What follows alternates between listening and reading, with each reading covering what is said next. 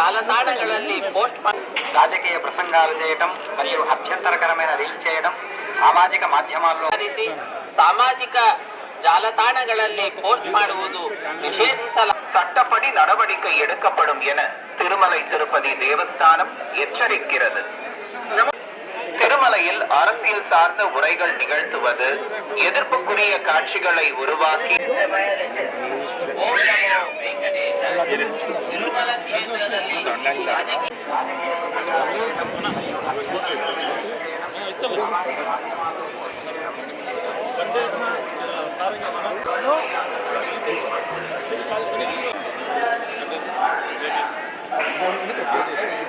అందరికీ నమస్తే.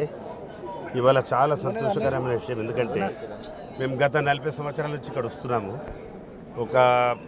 ఒక ఏడాది కింద మేము 2 నెలల కింద ప్రతి నెల వస్తానని చెప్పి మొక్కుకున్నాను. అయితే కొద్దిగా అన్వయన కారణం వల్ల రాలేకపోయాను. 3 నెలల తర్వాత వచ్చాను. ఈసారి నుంచి మళ్ళీ ప్రతి నెల వచ్చి దర్శనం చేసుకుంటాం స్వామివారిని. ఎందుకంటే ఇలాంటి దర్శనం నాకు ఈ జన్మలో ఇన్నిసార్లు వచ్చాను, నాకు జరగలే. చాలా బాగా జరిగింది. అందరు బాగా చూసుకున్నారు. అందరికీ నమస్తే.